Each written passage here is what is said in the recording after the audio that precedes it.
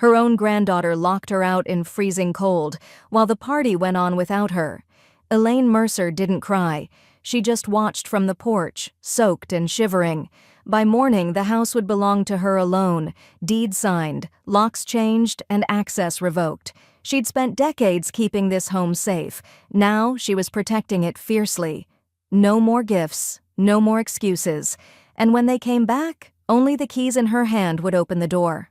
Before we begin, may I ask, where in this big, beautiful world are you listening from? It's always a quiet honor to know who's sharing this space. Drop it in the comments, and don't forget to subscribe. The wind cut sharp across Elaine's cheeks as she stepped onto the porch, her slippered feet crunching into the brittle crust of last night's snow. She hadn't grabbed a coat, just the thin cardigan draped over her nightgown, as she shuffled toward the mailbox at the end of the walk. The sky hung low and gray, and the icicles along the gutters caught what little light filtered through the clouds. Inside the house, laughter rose in bursts, shrill and careless, laced with champagne, the kind of laughter that didn't pause to listen. Elaine opened the cold brass mailbox and pulled out a stack of envelopes, bills mostly, along with a slick catalog she hadn't subscribed to. Her fingers were already going numb when she turned back to the door. That's when she heard Brandy's voice, clear through the living room window. "Start without her." More laughter. Someone clinked a glass. The sound of wrapping paper tearing. Elaine stepped up to the door and twisted the handle. It didn't budge. She tried again, using both hands this time. Locked. She knocked, firm but not panicked. Then again, louder.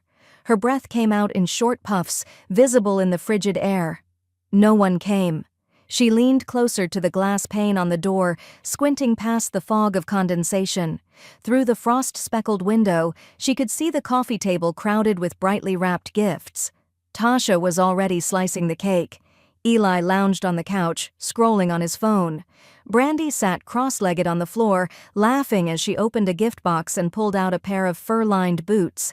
Boots Elaine herself had paid for last month at the outlet mall. None of them looked toward the door. Elaine raised her hand to knock again, but paused. The silence on her side of the glass was deafening. Snow began to drift sideways under the wind's push, sticking to the hem of her flannel pajama pants.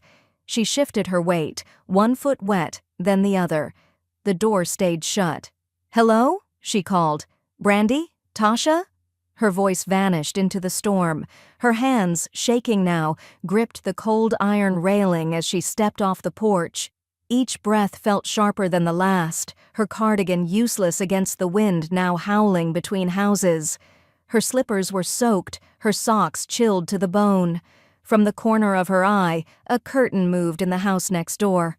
Moments later, Mrs. Harding emerged from her front steps in a long down coat, the kind zipped all the way to the chin. Her boots made sure, careful tracks through the snow. "Elaine?" she called out. "What on earth?" Elaine didn't speak. She just looked up, mailbox still in one hand, birthday card poking out crooked from the top. Mrs. Harding didn't ask questions. She simply opened her own front door and held it wide. Elaine stepped inside the warm foyer and said quietly, "They locked it." Mrs. Harding closed the door behind them with a firm click. She didn't respond at first, just reached out and gently brushed a crust of snow from Elaine's shoulder. "Come in. Sit by the heater. I'll put the kettle on." Elaine nodded, throat tight, feet heavy. As she peeled off her wet slippers, the voices from next door rose again. More laughter, a toast, someone clapping, her own birthday party still going, without her. Elaine sat down at the small kitchen table and stared at the birthday card in her hand. The envelope had started to curl from dampness, its edges faintly bleeding blue. She didn't open it. Instead, she looked up at the old mantel clock above the stove. Tick, tick, tick. The second hand crawling forward like it was holding its breath. The kettle began to steam. Elaine blinked once, slowly, and said, more to herself than to anyone, "They started without me." Mrs. Harding placed a hand on hers. "You don't have to finish it with them either." Elaine didn't reply, but as she sat there, listening to the whistle of the kettle rise, she made a decision. It started with the filing cabinet upstairs. The house was still warm when Elaine stepped back in, but it felt like stepping into a shell. The laughter had dulled to low conversation. The cake had been sliced down to crumbs. Wrapping paper lay scattered on the rug like discarded skin. Brandy was on the couch, scrolling through her phone. She didn't look up. Tasha glanced over from the kitchen island, holding a plate of half-eaten cake. "It was a joke," she said with a weak smile. "Lighten up, Mom." Elaine closed the door behind her with a quiet finality. Snow melted from the soles of her slippers, forming a soft trail on the wood floor. She didn't take off her cardigan. Brandy spoke without lifting her gaze. "You already saw your gifts this morning, remember?" Elaine looked at her for a long moment. Her eyes rested not on Brandy's face, but on the boots stretched across the ottoman, still tagged, untouched by snow, warm. Her silence thickened the room. Eli appeared from the hallway, yawned, and muttered something about needing a smoke. The back door creaked open, letting in another blast of cold. Tasha busied herself with refolding a torn gift bag, her eyes avoiding Elaine's entirely. Elaine's gaze drifted to the coffee table. The shiny boxes had all been opened. Tissue paper wilted from their corners. Ribbons tossed aside like they meant nothing. Then she spotted it. Under the edge of the table, next to an empty Solo cup and a balled-up napkin. A small square box wrapped in silver paper, neatly folded. The tag read, in her own handwriting, "To Mom. Love, Brandy." It hadn't been touched. She bent down slowly, picked it up, and held it in her hands. The paper was smudged now, dulled from the floor. A glob of frosting clung to one corner like a thumbprint no one bothered to clean. She didn't say a word, just stood up, walked past the couch, and started up the stairs. "You're welcome, by the way," Brandy called after her, voice thin with performative cheer. Elaine didn't stop.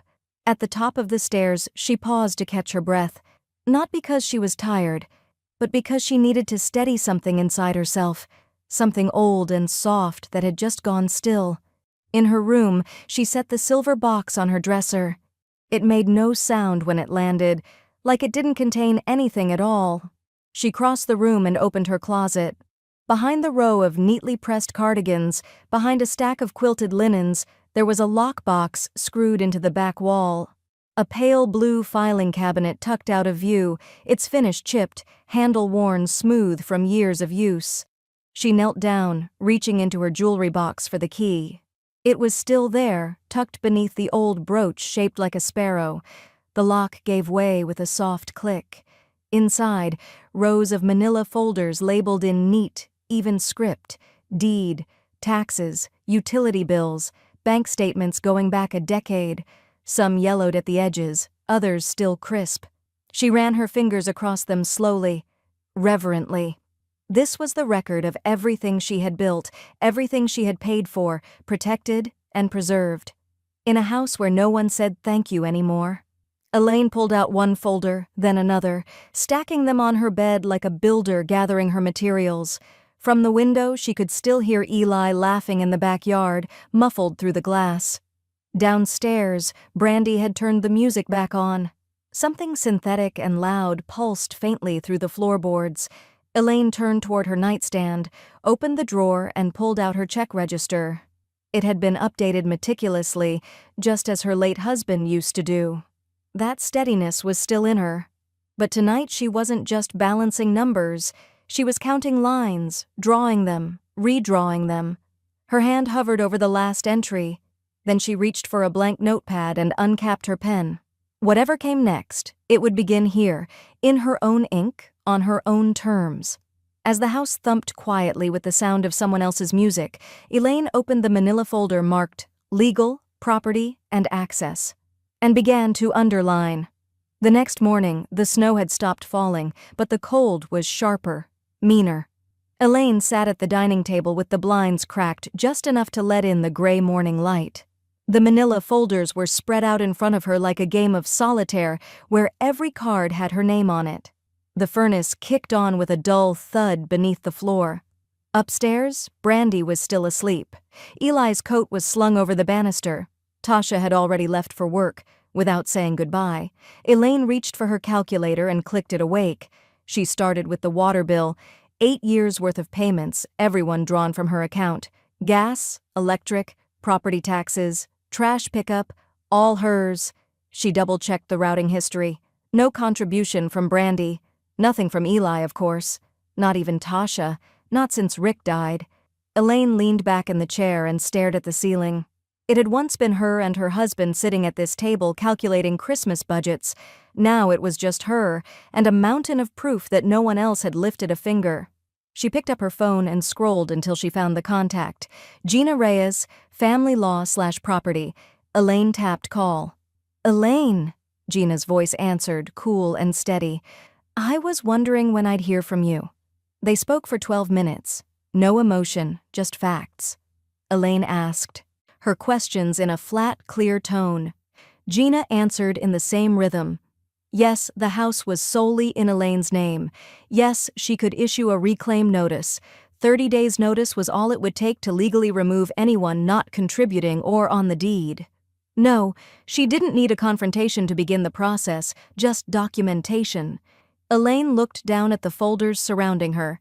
She had documentation in spades.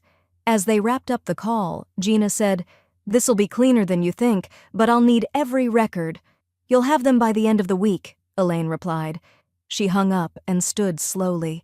The silence of the house was suddenly loud. Her slippers dragged slightly across the tile as she walked to the drawer beside the refrigerator. She pulled out an old yellow legal pad and began listing items by category: utilities, mortgage, incidentals, Wi-Fi, groceries, auto renewals. She didn't even need to look at receipts. She knew by memory what had gone out, what had come back. Nothing. There was a soft knock on the back door. Mrs. Harding stood there bundled in wool, a thermos of something steaming in her hands. Elaine opened the door with a smile so faint it barely qualified. "Thought you might need a warm-up," Mrs. Harding said, stepping inside. "You look like a woman doing math in more than dollars." Elaine offered a half nod and motioned to the table. "You need anything witnessed?" Mrs. Harding asked quietly, scanning the spread of documents. "Not yet," Elaine replied, "but maybe soon." Mrs. Harding nodded like she already understood more than Elaine had said. As the door closed behind her neighbor, Elaine heard movement upstairs. Brandy's voice filtered down the hall, echoing off the walls. Eli's deeper tone followed, groggy and annoyed.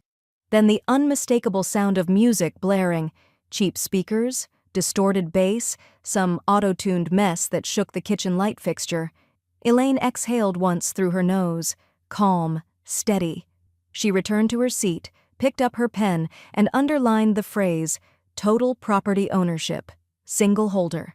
By mid-afternoon, a Jeep pulled into the driveway, lights flashing as a group of Brandy's friends piled out, one of them carrying a bag of red Solo cups, another dragging a Bluetooth speaker the size of a small suitcase.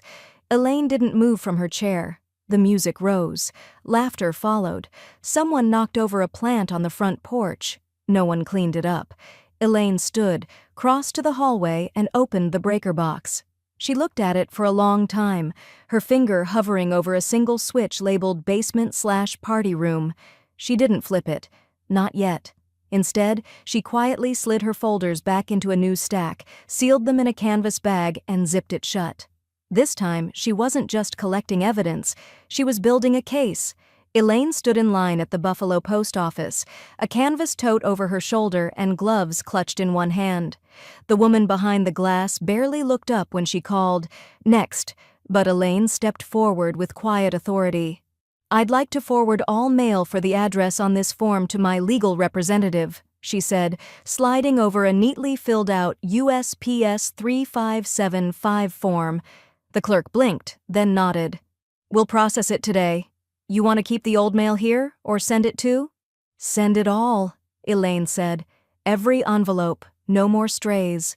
She left with a small receipt tucked into her wallet and a lightness in her step she hadn't felt in months.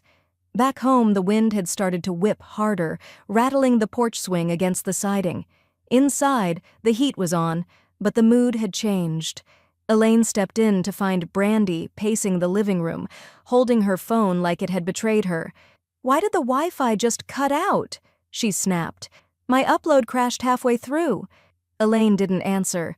She hung up her coat, placed her gloves in the basket by the heater, and poured herself a cup of tea from the kettle she'd left on low. She didn't need to raise her voice to be heard in this house anymore. Eli came around the corner, shirtless, rubbing his temples like the world owed him comfort. "We're having connection issues," he grunted. "Router dead?" Elaine stirred her tea slowly. "Aren't we all?" He stared at her confused. Brandy groaned and flopped dramatically onto the couch. "You don't get it," she hissed. "I was on a sponsored stream. I just lost my metrics." Elaine took a sip of tea and walked past them toward the sunroom where the router once lived behind a curtain panel. It was gone now.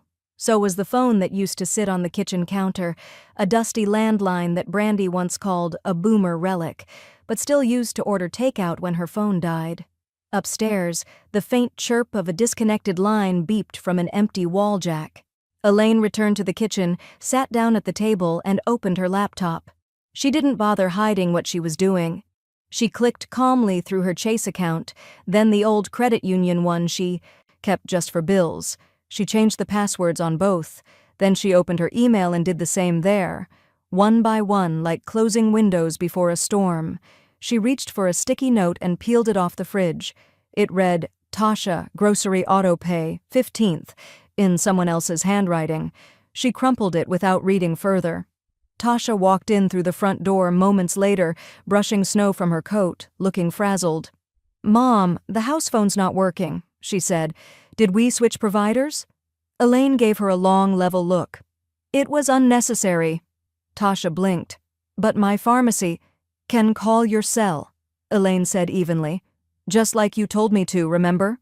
Tasha closed her mouth. Elaine's hands remained folded around her warm mug.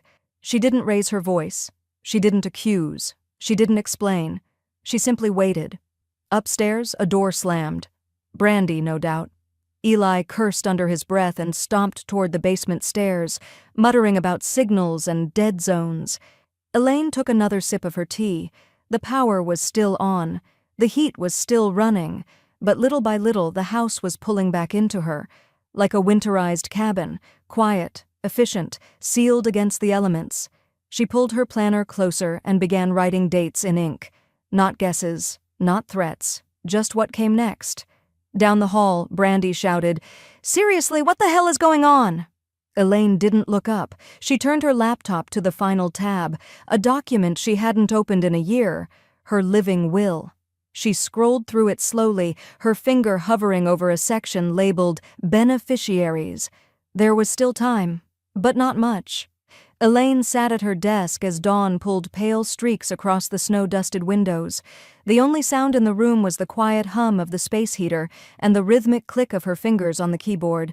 The document on her screen was no more than half a page, but every line had been scrutinized. Gina had gone over it twice the night before, tightening the phrasing, removing sentiment, reinforcing terms. 30 days. No extensions, no loopholes, no ambiguity, just lawful clarity. Elaine hit print. The whir of the old inkjet sounded louder than usual, as if the house itself were leaning in to hear. She pulled the first copy out gently, smoothing the page on the desk. Then 2 more followed, each sheet crisp, final, and unmistakably hers. She folded one, slid it into a manila envelope, and addressed it to Gina. The second she kept for her own file. The third she pinned to the corkboard in the kitchen, center position directly beneath the handwritten grocery list that no one but her ever fulfilled. She stepped back and looked at it. 30 days to vacate. Failure to comply. Will result in formal legal action. Tenant status, unapproved, unauthorized. The font wasn't threatening. It didn't have to be. It was factual, cold, lawful. The coffee had barely finished brewing when the shriek came from the hallway. "What is this?" Brandy stormed in barefoot, wearing one of Elaine's old cardigans like a costume, phone clutched in her trembling hand. She slapped the paper with her palm. "Are you kidding me? You're evicting your own family?" Elaine stirred a splash of cream into her cup. "Technically, you're not on the lease, or the deed, or anywhere." "You can't do this," Brandy hissed, voice rising. "It's the middle of winter. We'll freeze out there." Tasha appeared behind her, robe clutched tight, eyes wide with disbelief. "Mom, please, you don't mean this. It's freezing outside." Elaine didn't respond right away. She took a slow sip, letting the silence fill the room like rising steam. Then, quietly, "I know." Tasha blinked, stunned by the calm. Elaine placed her cup on its saucer and walked to the corkboard. She adjusted the paper by half an inch, not because it needed fixing, but because she could. Brandy waved her phone like it was a sword. "You'll regret this," she barked. "I'll post it. Right now. I'll tell everyone you kicked your own granddaughter into the snow." Elaine looked her dead in the eye. "Do you want to include the footage of you locking me outside during my birthday?" Brandy's mouth snapped shut. Tasha reached out weakly, like touching Elaine's sleeve might undo all of it. "We just need time, that's all." "You've had 8 years," Elaine said, her voice clear, level, and devastating. From the living room, Eli's voice floated in, "What's all the yelling?" Elaine didn't answer. She walked past them, through the hallway, and into her room. She closed the door behind her and leaned against it for a long, silent moment, letting the weight of the house rest on the other side. On her desk sat her planner, already marked with the final date. At the bottom of the page, she wrote a single word: irrevocable. Downstairs, the sound of Brandy's footsteps pounded toward the front door, followed by the low rumble of her voice through the phone. Elaine picked up her copy of the notice and slid it into the blue filing cabinet beside her will. She opened the next drawer. Inside, a small, sealed box labeled Security Deposit, photos, and a folder titled Asset Transfers Draft. As she reached for it, she heard something slam hard downstairs. A cupboard, or maybe the back door. Elaine didn't flinch. She placed the folder on the desk, opened it, and began reading line by line. Elaine stood in the doorway of the guest suite, the room at the end of the hall, with bay windows that faced the front yard, and a closet deeper than any other in the house. Her fingers grazed the old brass doorknob, the lacquer worn smooth. She had painted this room herself in 1981, a soft pine green. The trim still bore faint brushstrokes under the sunlight. She stepped inside. Brandy's clothes were strewn across the armchair in the corner. Makeup palettes littered the windowsill. A ring light leaned haphazardly against the wall, blinking with a half-dead bulb. The smell of old perfume and heated styling tools hung in the air. Elaine opened the closet door, saw 3 shopping bags full of fast fashion, and calmly turned away. She didn't raise her voice. She didn't ask. Instead, she walked back to her own room, opened her desk drawer, and retrieved a small brass keyring. Then she made 2 calls, one to a locksmith, the other to Home Depot. By noon, the hallway echoed with the sound of Brandy's voice rising again. "You can't just go through my stuff. This is literally my space." Elaine didn't even glance up from her notes. "It was mine for 40 years. She can go." Tasha tried to interject. "Mom, that room—" Elaine looked her dead in the eye. "Was your father's office, then mine, then a guest suite. It's never belonged to a girl who posts selfies for a living and calls that work." Brandy made a strangled sound and stomped back into the room to collect an armful of designer sweatshirts, tripping over the leg of the ring light as she went. A framed photo of her and Eli tipped off the nightstand and cracked as it hit the floor. Elaine didn't blink. By evening, the door had been cleared of Brandy's clutter. The space now held a single nightstand, a fresh set of flannel sheets, and an oil diffuser Mrs. Harding had dropped off months ago. Elaine placed it on the windowsill and turned it on. Lavender. Control in vapor form. The locksmith arrived just before dark. Elaine met him at the door and handed him the new lock set. "Just this door," she said. "Privacy knob. Inside-only key." Brandy's voice thundered from downstairs. "You're seriously putting a lock on a bedroom door now?" Elaine didn't look back. 20 minutes later, the lock clicked into place. The key was warm in her palm. After he left, she closed the door gently, turned the bolt with a soft click, and stood alone in the room that was once hers, and now was again. From the hallway, footsteps padded toward the door. A hesitant knock. "Tasha." "Mom?" Elaine opened the door halfway. Tasha stood with her phone in hand, lips pressed into a worried line. "I just got declined at the pharmacy," she said quietly. "My auto pay—" "I canceled all charges tied to my accounts," Elaine replied. You'll need to update your information." Tasha looked stunned. "But I didn't even know—" "That's the point," Elaine said, and gently closed the door again. The click of the bolt this time sounded deeper, heavier, a dividing line drawn in wood and brass. An hour later, Mrs. Harding knocked at the back door. She stepped inside, holding a portable space heater and a box of chamomile tea.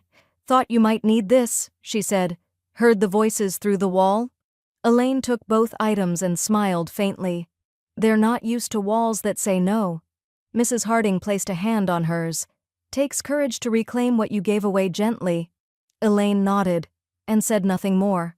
That night, with the door locked, the heater humming gently, and the scent of lavender thick in the air, Elaine curled into the freshly made bed, tucked the key beneath her pillow, and closed her eyes. Down the hall, the bass of Brandy's music returned, angrier now, laced with sarcasm, too loud for the hour. Elaine rolled over and reached for her phone. She typed 3 words into a message to Gina and hit send, ready for filing. By morning, Brandy had weaponized the internet. Elaine sipped her coffee while scrolling through Facebook on her laptop, a tab she rarely opened. But today it was necessary. Brandy's post had gone live at 7:12 a.m., a carefully filtered selfie with puffy eyes, no makeup, and the caption, "When your own grandmother kicks you out in the middle of winter, no heat, no food, no love, all because I stood up for myself. Elder abuse, invisible victims, family isn't always family." Underneath were hundreds of likes, heart reacts, and outraged comments from people who didn't know a thing. Elaine read it once, then once more, as if it were a case study in delusion. Then she opened a folder labeled Proof of Ownership and Payment History and selected 3 PDF files: Property Tax Summary, Utility Ledger, and Deed Verification. She uploaded them to a private drive link, no caption, no hashtags. She copied the link into a direct message to Brandy with just one line beneath, "Erase this, or I go public." 10 minutes later, the post vanished. Brandy never responded. Gina called that afternoon. She tried to file a harassment complaint through a third-party advocacy group, she said, her voice smooth and unsurprised. "They flagged it. I sent over your documents. We're moving forward." Elaine nodded into the phone. "I figured. I'm filing the formal court paperwork this evening. We're no longer in the warning phase, Elaine. It's real now." Elaine looked around her room, the folded quilts, the quiet heater, the teacup half drunk on the dresser. "It's been real for years," she said. Later that day, the doorbell rang. Elaine opened it to find Donna Mitchell, her old friend from the PTA, holding a mason jar of soup and a pair of wool socks. "I just saw the whole thing online," Donna said, stepping inside, "and I've never been prouder of you." Elaine let out the smallest laugh. "I didn't post it." "You didn't need to," Donna replied. "It's obvious who finally got fed up, and about damn time." Elaine accepted the soup with both hands. That evening, she walked through the kitchen just in time to hear Eli screaming into the phone in the living room. "I pay for this damn internet." "He didn't. And you can't just shut me down with no notice." "They could. I live here too." "He didn't. Not legally."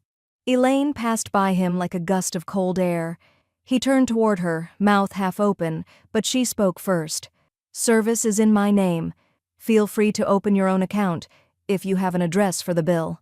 She watched something flicker behind his eyes.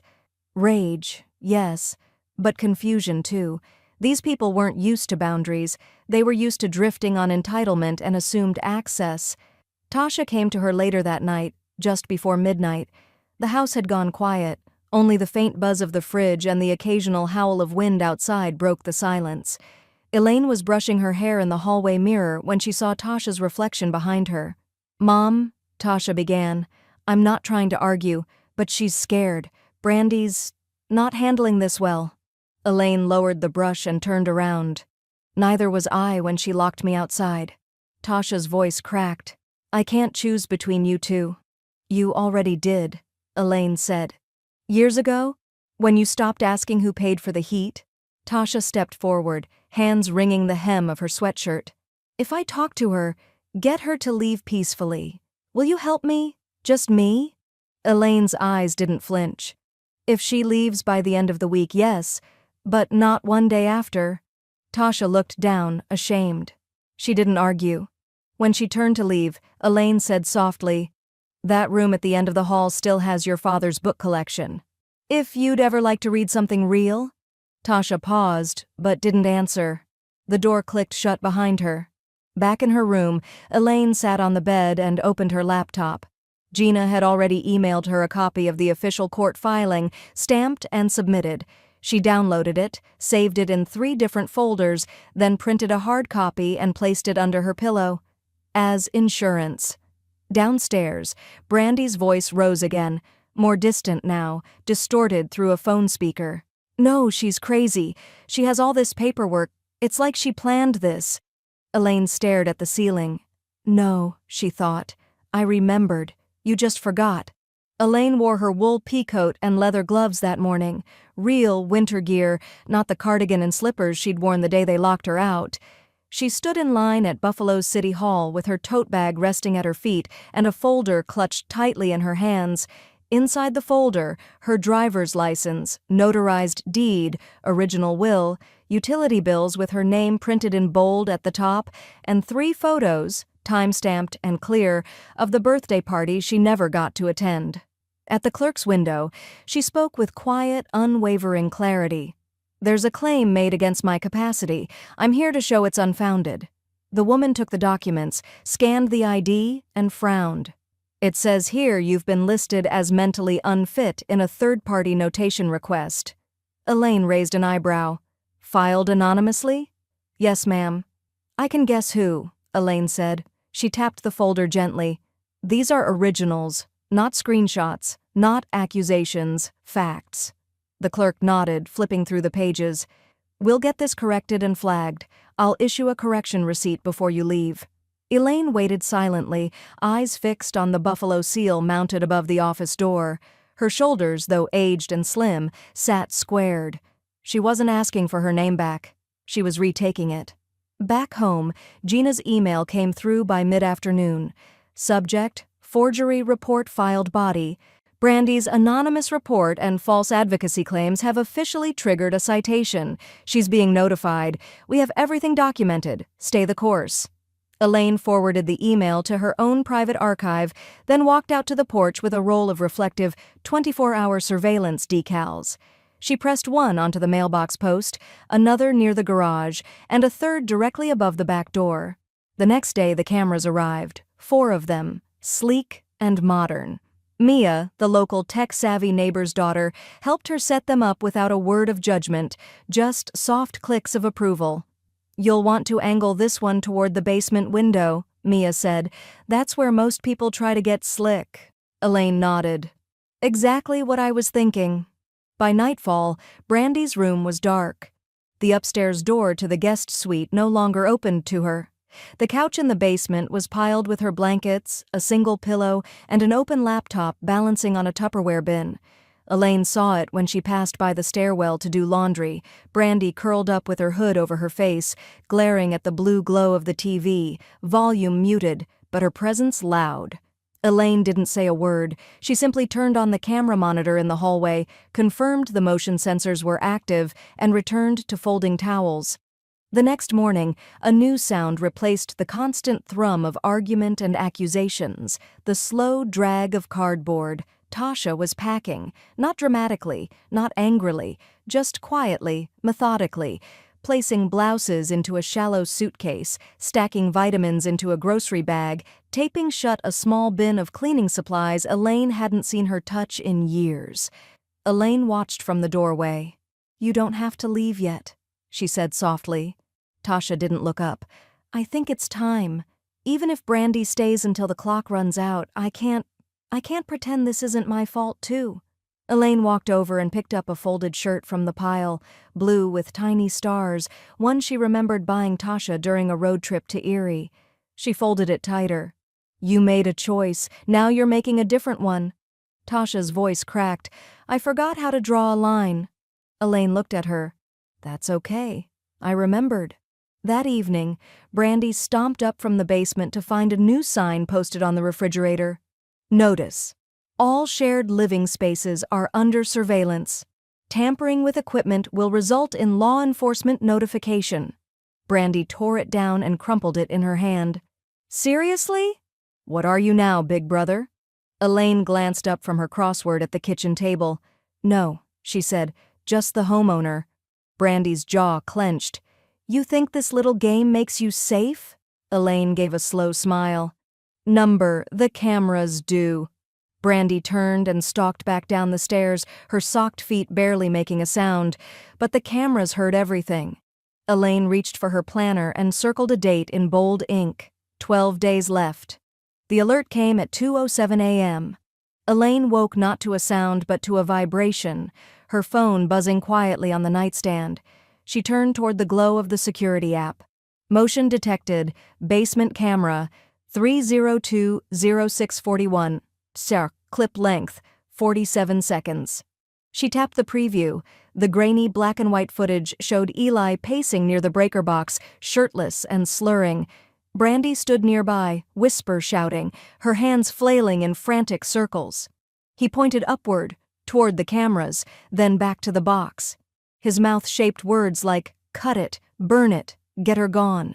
Then, just before the feed blurred, he kicked the base of the heater. Twice. Elaine sat upright. Her breath stayed steady. Her hand didn't shake as she hit download, then forward, subject line, clip 2:07 a.m., basement threat, property tampering. She sent it to Gina with a short message, please escalate. Enough is enough. Gina's reply came before sunrise, already forwarded to PD. This is textbook harassment and borderline property damage. You've got eyes now. Stay calm. Let me handle it. By noon, an unmarked cruiser rolled into the driveway. Officer Jensen stepped out, clipboard in hand, coat zipped high. He didn't ring the doorbell, just knocked, firm and formal. Elaine met him at the threshold with the printed clip summary in hand and the digital copy already queued on her tablet. He nodded once. Ms. Mercer, mind if I come in? No, Elaine said. Not at all. He watched the footage, watched again, took notes. Not quite enough for charges, he admitted, but we're opening a record. Official warning, and he's banned from the property as of now. Elaine signed the trespass enforcement form. Will I need to post signage? I'll leave some stickers for the windows, he said. He steps back on the property. We charge. Elaine walked him to the door. Thank you for coming out. He looked at her, and for a brief second, his expression softened from procedural to personal. Most folks your age don't record this well. Elaine's mouth lifted at the corner. Most. Folks my age built this house from the ground up. Recording it's the easy part. As the cruiser pulled away, Eli came storming up the basement stairs, coat half-zipped, face red. What the hell is this? I got a cop warning me? You called the cops on me? Elaine stood at the end of the hall, arms crossed, posture unshaken. You threatened my utilities, she said. You don't live here. You don't pay rent. You don't touch my wires. Brandy appeared behind him, eyes wide, hair matted from sleep. You're being dramatic, she spat. It wasn't a threat. We were just venting. Jesus, Nana. You filmed it for me, Elaine said, calm as frost. I just watched the footage. Brandy's lips twisted, but she said nothing more. Eli turned, fists clenched, then slammed the front door hard enough to rattle the pane. He didn't take anything with him. Elaine watched from the window as he disappeared down the block, just a shape in the snow, swallowed by wind. That evening, Elaine entered the basement utility room and shut the valve to the secondary heat line. Not all the way, just enough. By nightfall, the floor creaked above as Brandy paced. Angry footsteps, passive-aggressive bangs. The couch cushions shifted again and again as she adjusted for comfort that never arrived. Elaine stayed upstairs. She microwaved her soup. She folded a fresh set of pillowcases. She changed the hallway password on the Wi-Fi extender. At exactly 9:34 p.m., she looked out the window and saw Mrs. Harding across the way, standing at her sink, the soft flicker of a candle lit on the sill. The flame trembled once in the cold glass reflection, then steadied. Elaine held her tea to her chest and watched it burn. The municipal conference room smelled like copier toner and pine-scented cleaner, neutral walls, folding chairs, and one table too large for the room. Elaine sat at its end, hands folded calmly over a folder that was thicker than the case itself. Across from her sat Gina, sleek gray suit, reading glasses perched low on her nose, calm as a surgeon before a first cut. At the center sat the assigned social worker, a man named Callahan, whose clipboard had already been annotated before anyone entered. "I just want to understand," he said, flipping pages. "We've received conflicting accounts, including a claim of elder abuse." Elaine didn't blink. Gina leaned forward. "The only abuse happening here is financial, emotional, and property-based, and it's directed at my client." She opened a binder. Plastic sleeves glinted under the fluorescent lights. "This is the deed, entirely in Elaine's name, paid in full 23 years ago." She flipped the page. "These are the utility payments, 8 years of records, not one payment by anyone else. Flip. Medical history, stable, independent, no impairment whatsoever. You'll find the primary physician's statement on page 14. Flip. Screenshots of family messages. Brandy calling Elaine a hoarder hag for refusing to pay for new shoes. Tasha ignoring texts asking them to shovel snow after storms. Eli never responding to anything but Wi-Fi outages. Flip. A printed frame from the birthday footage. Elaine, standing outside in the snow, clutching mail in soaked slippers while cake was cut inside. Gina didn't raise her voice. She didn't need to. Callahan skimmed each sheet, his jaw tightening by degrees. "This is very thorough." Elaine reached for a paper near the bottom of her folder and slid it forward. "This is the police warning against Eli," she said quietly. "Issued after he kicked my heating unit in the basement. That footage is time-stamped. It's archived." He nodded once and set down his pen. "The case is dropped," he said. "We're closing it today." Elaine exhaled, not with relief, but with completion. Tasha sat behind her daughter, hands in her lap, head bowed like she was trying to fold into her own coat. Her tears came quietly, absorbed by her scarf. Elaine turned to her. "You can go with her," she said. Tasha looked up, stricken. "Mom, you stood by." "For years," Elaine said, not cruelly, but plainly. "You'll need to stand somewhere else now." Gina handed over one last form. "We're also preparing a restraining clause in the estate file. Emergency enforcement if necessary. Ms. Mercer would like it on record." Callahan looked between them and nodded. "We'll attach it." Brandy stood in the corner, leaning against the wall like it owed her something. Her arms were crossed, legs twitching with unspoken venom. "I hope you rot in that house," she spat. "You'll die alone, you bitter old bitch." Elaine didn't even look at her. She picked up the last document, cleared her throat, and began reading. "This is a notarized letter affirming sole property rights, utility management, and financial independence. I, Elaine Mercer, have maintained this home without outside assistance and have chosen to remove individuals residing under false entitlement." Her voice didn't waver. She read the final lines slowly. "Folks my age built this house from the ground up. Recording it's the easy part." As the cruiser pulled away, Eli came storming up the basement stairs, coat half-zipped, face red. "What the hell is this? I got a cop warning me? You called the cops on me?" Elaine stood at the end of the hall, arms crossed, posture unshaken. "You threatened my utilities," she said. "You don't live here. You don't pay rent.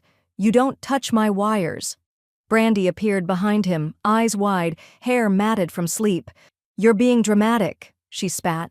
"It wasn't a threat. We were just venting. Jesus, Nana." "You filmed it for me," Elaine said, calm as frost. "I just watched the footage." Brandy's lips twisted, but she said nothing more. Eli turned, fists clenched, then slammed the front door hard enough to rattle the pane. He didn't take anything with him. Elaine watched from the window as he disappeared down the block, just a shape in the snow, swallowed by wind. That evening, Elaine entered the basement utility room and shut the valve to the secondary heat line. Not all the way, just enough. By nightfall, the floor creaked above as Brandy paced. Angry footsteps, passive-aggressive bangs. The couch cushions shifted again and again as she adjusted for comfort that never arrived. Elaine stayed upstairs. She microwaved her soup. She folded a fresh set of pillowcases. She changed the hallway password on the Wi-Fi extender. At exactly 9:34 p.m., she looked out the window and saw Mrs. Harding across the way, standing at her sink, the soft flicker of a candle lit on the sill. The flame trembled once in the cold glass reflection, then steadied. Elaine held her tea to her chest and watched it burn. The municipal conference room smelled like copier toner and pine-scented cleaner, neutral walls, folding chairs, and one table too large for the room. Elaine sat at its end, hands folded calmly over a folder that was thicker than the case itself. Across from her sat Gina, sleek gray suit, reading glasses perched low on her nose, calm as a surgeon before a first cut. At the center sat the assigned social worker, a man named Callahan, whose clipboard had already been annotated before anyone entered.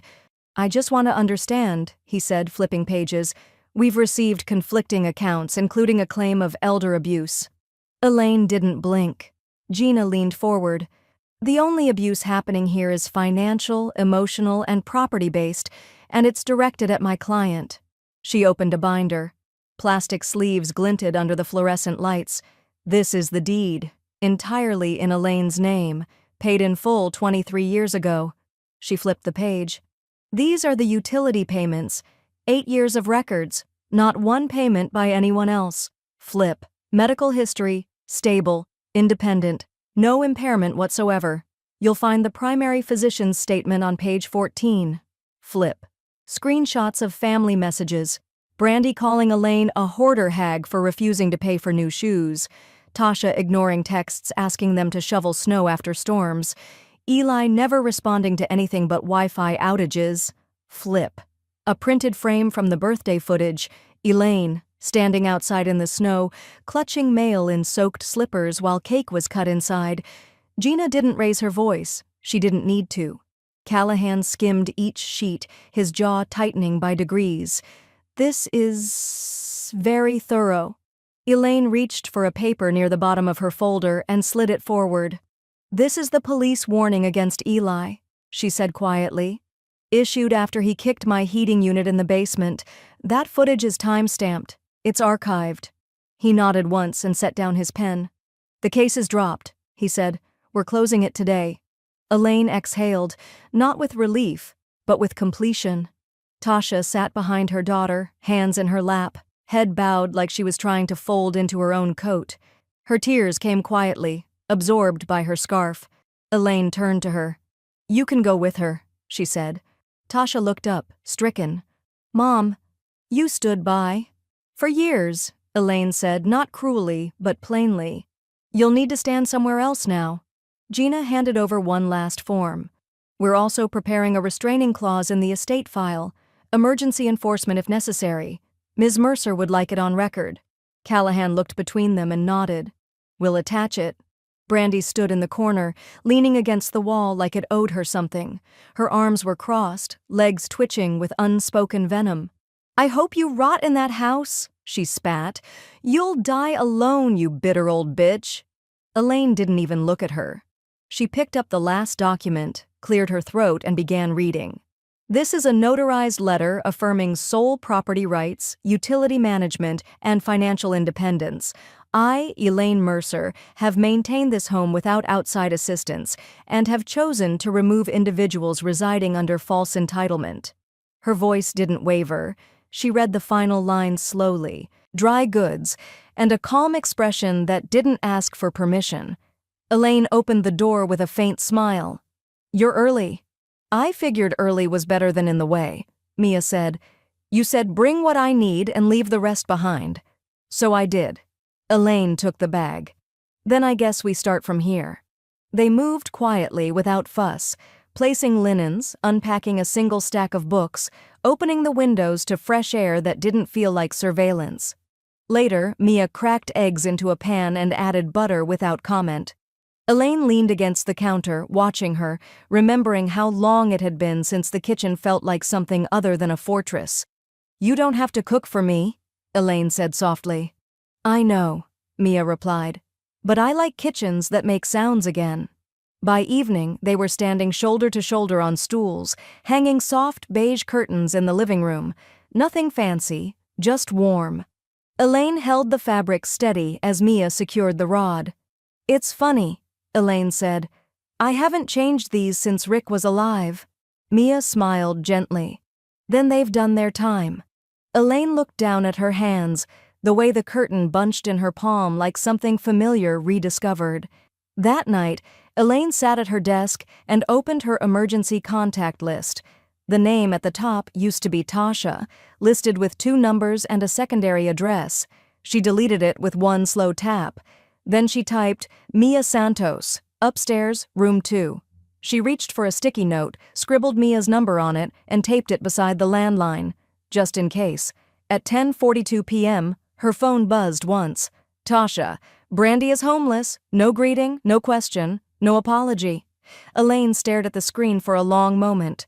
Then she locked the phone and slid it face down onto the end table. She didn't respond. The next morning, Gina stopped by for coffee and final paperwork. She handed Elaine a folder stamped in bold, "Updated, estate distribution file." Elaine flipped through it while Mia wiped down the stovetop in the background. Everything was in order. The house now had 1 owner, 1 resident heir, and a documented history of mismanagement, correction, and legal reinforcement. "Everything you wanted is now in writing," Gina said. Elaine nodded. "And everything I didn't want is gone." The 2 women shared a look, more tired than triumphant, but honest. Gina squeezed her shoulder before heading out into the wind.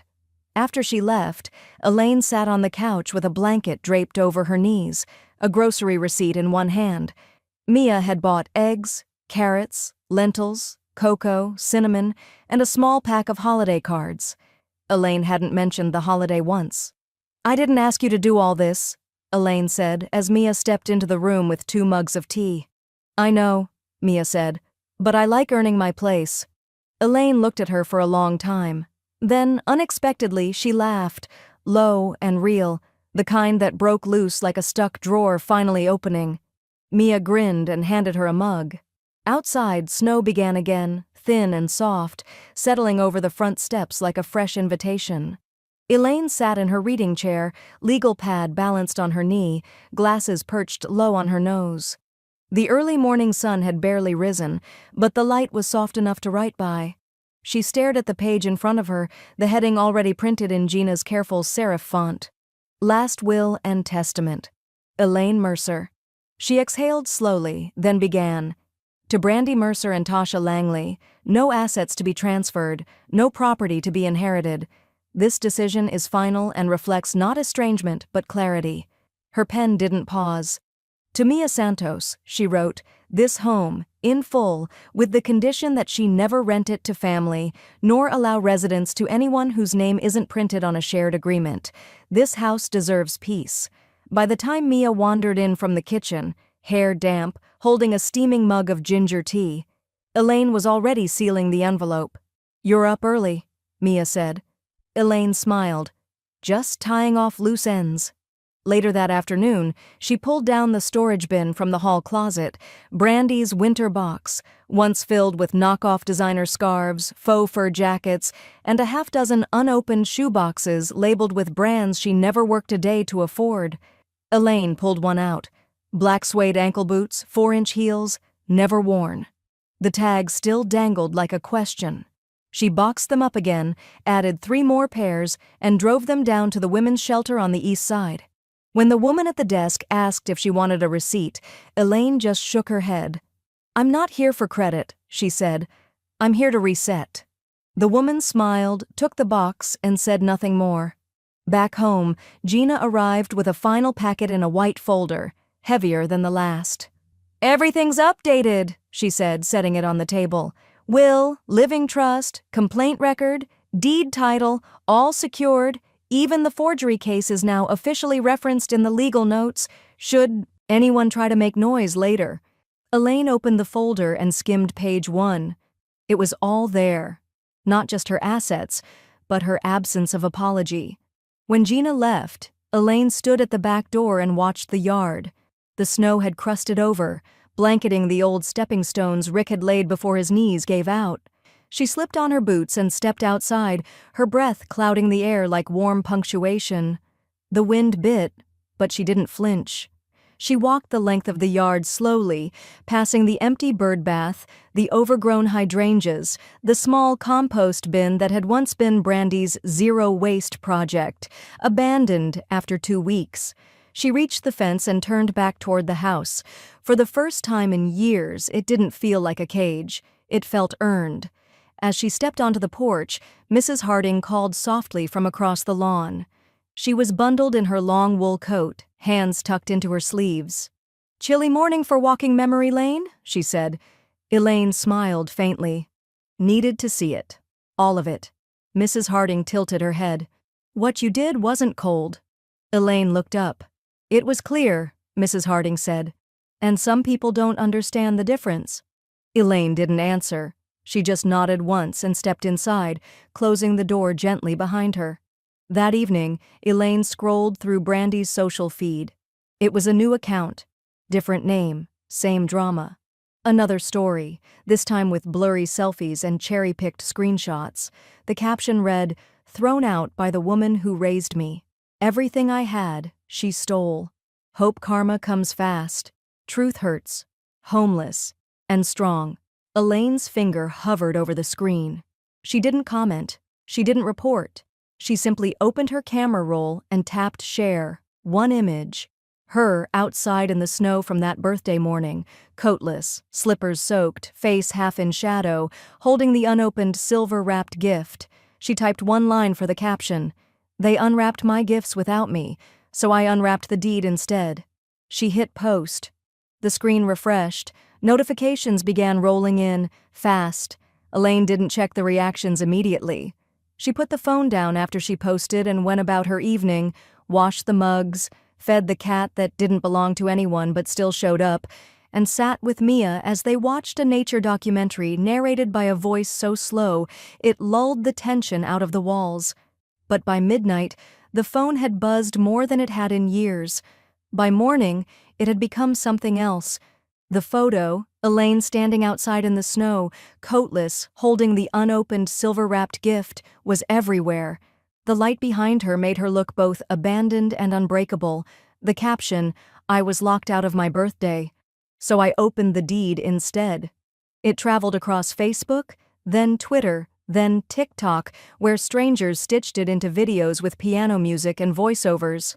What happens when the woman who held the house key decides it's time to turn the lock? Elaine sat in her robe at the dining table, scrolling slowly, quietly stunned. Comment after comment rolled in. "This hit harder than I expected. My mom's going through this right now. People forget the ones they drain have names. She looks like my grandmother, and I hope my grandma never has to be this brave." By the end of the second day, Brandy's account was gone. Not renamed. Deleted. Elaine didn't smile. She didn't gloat. She just clicked the icon again, saw the error message, and let it sit on the screen like closure. That afternoon, Mia set up the microphone. It wasn't fancy. A USB mic on loan from her friend at the community college, and a podcasting app with a free trial. Elaine watched as Mia adjusted the gain dial and wrote down bullet points on a yellow legal pad. "I thought we could just talk," Mia said. "Simple, your story, no drama, just truth." Elaine looked hesitant at first. Who would listen? Mia gave her a small smile. Everyone who thought they were alone. They recorded for 32 minutes. Elaine didn't perform. She didn't script. She told it straight. How Rick died, how silence filled the house, how that silence got mistaken for space, how Brandy moved in and never left, how Tasha stopped visiting unless there was something to be fixed, how one night of being locked outside became the moment she knew the house was no longer hers, not by law, but by usage. "And I wanted it back," she said into the mic. "So I took it." Mia uploaded the file, added a quiet acoustic intro, and titled it simply, The Homeowner. Episode 1. They didn't advertise it, but people found it anyway. By the end of the week, Gina's inbox was flooded. Clients, survivors, attorneys, A woman from Michigan who said her son drained her pension and left her living in the basement. A retired nurse in Denver who signed over her house to her daughter during chemo and hadn't been allowed back in the kitchen since. "I'm not just hearing stories," Gina told Elaine over coffee. "I'm seeing your blueprint become theirs." Elaine stirred cream into her cup and said nothing. Later that evening, she pulled a card from the small pack Mia had bought on her grocery run. It was blank, except for a silver border. She wrote, "For every woman who was made to feel like a guest in her own home, take the key, rewrite the locks. It was always yours." She tucked it into an envelope, wrote Mrs. Harding on the front, and set it by the door for morning. Outside, snow fell again. Not heavy, not loud, just enough to erase tracks. Inside, the house was quiet, but not empty. Not anymore. Elaine stepped outside in boots that didn't slip and a coat that had survived 8 buffalo winters without a tear. The air bit, but her scarf was thick and the sky above was clean, one endless, pewter-gray sheet pressing gently against the quiet world below. Beside her, Mia walked slowly, one hand wrapped around a thermos, the other tugging a wool cap down over her ears. Their steps left twin prints in the snow-dusted grass of Elaine's backyard garden, the same garden that had once been Rick's sanctuary, then Brandy's ashtray, and finally, still, forgotten. Now, it was just a place to walk, to see, to reclaim. "I was thinking of putting up the trellis again in spring," Elaine said. "The one with the climbing jasmine." Mia smiled. "I've never seen it bloom." "Then we'll make sure it does." They circled the old vegetable beds, now buried in snow, and came to rest at the newly cleared corner by the fire pit. Mia knelt down and struck a match, shielding the flame with her hand. Kindling snapped. Heat licked up from the pile like it had been waiting. Elaine passed her the thermos. They sat on the log bench together, wool blankets over their legs, cocoa steaming between them. "To warmth we earn," Mia said. Elaine lifted her mug. "And the cold we outlive." They sipped in silence. The gate creaked gently, and both women turned to see Mrs. Harding walking toward them, bundled in navy fleece, cheeks red from the wind. In one hand, she carried a plastic bakery container with 4 cupcakes arranged inside, one with a single pink candle. "You didn't think I'd forget your real birthday, did you?" she asked. Elaine's smile curved slow and deep. "I almost did." They lit the candle together, let it flicker in the breeze, and didn't sing. There was no need, just the hum of peace and fire and the unburdened kind of love that doesn't require fixing. After the cupcakes had been eaten, half frosting, half laughter, Mrs. Harding reached into her coat pocket. "I had this made," she said, handing Elaine a small box. "It's silly, but I think it's time." Inside sat a handmade ornament, smooth wood carved into the shape of a front door with a heart-shaped window cut near the top. Burned across the grain in clean cursive letters, "Never locked out again." Elaine held it in both hands like something sacred. She didn't speak. She didn't need to. The fire popped, and a gust of wind sent smoke trailing over the fence. They stayed out until the flames burned low, then gathered their mugs and moved back inside, boots clicking softly against the stone steps.